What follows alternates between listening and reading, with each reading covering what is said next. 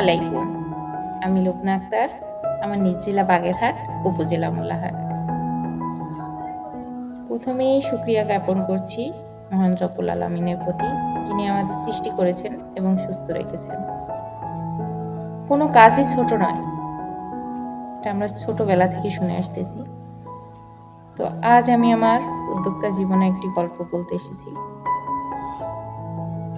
উদ্যোক্তা জীবন বা কোনো কিছু করা হঠাৎ করেই হয় না, যে কোনো জিনিস পরিকল্পনা করেই হতে হয়। পড়াশোনা শেষ করে অনার্স শেষ করার পরে আমি অনার্স ফার্স্ট ইয়ারে আমার বিয়ে হয় এবং বাচ্চা, আমি 2 ছেলে। তো তাদের নিয়েই আমার উদ্যোক্তা জীবন শুরু। ইনশাল্লাহ প্রথম থেকেই আমার ফ্যামিলি আমাকে সাপোর্ট করে আসতেছেন। আমি কাজ করতেছি বিভিন্ন ধরনের নকশি পণ্য নিয়ে। আমার কাজ এই যে কুশি পণ্য, কুশি কাটার টুপি আছে, পার্টি ড্রেস আছে এবং আছে নকশি কাঁথা, নকশি বিছানার চাদর, বেবি কাঁথা, হাতে কাজ করা 3 পিস, 1 পিস আছে, হাতে কাজ করা বিভিন্ন ধরনের বেবি ড্রেস এবং আছে কুশি কাটার সব ধরনের কালেকশন। এটা একটা হাতে কাজ করা 3 পিস, নিখুঁত কাজ।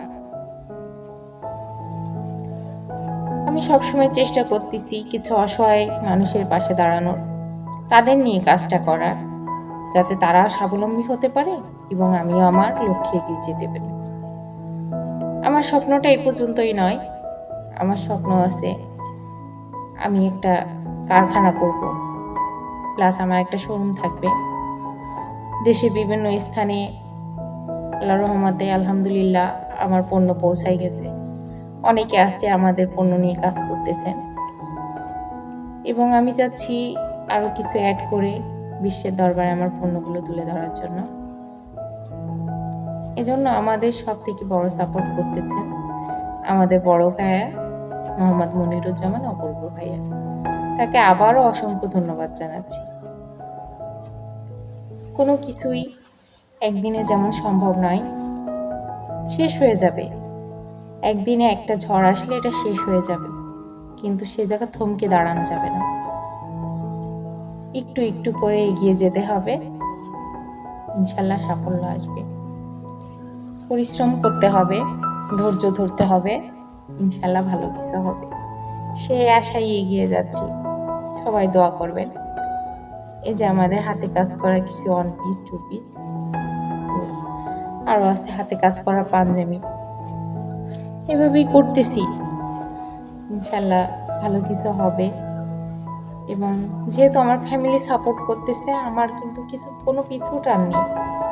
হ্যাঁ, পিছু টান থাকে, কম বেশি পিছু টান একটা না একটা থাকে, তবুও কোনো জিনিস তো সহজে পাওয়া সম্ভব না। সেভাবে এগিয়ে যাচ্ছি, চেষ্টা করতেছি, ইনশাল্লাহ লেগে থাকবো সফলতা আসা পর্যন্ত। আর সবশেষে সবার কাছে দোয়া কামনা করছি, সকলে দোয়া করবেন যেন আমরা ইনশাল্লাহ ভালো কিছু করতে পারি। অসংখ্য ধন্যবাদ জানাই প্রিয় পদ্মা ফাউন্ডেশনের চেয়ারম্যান মোহাম্মদ মনিরুজ্জামান অপূর্ব ভাইকে, যার অনুপ্রেরণায় আমরা যেখানে আসতে পেরেছি।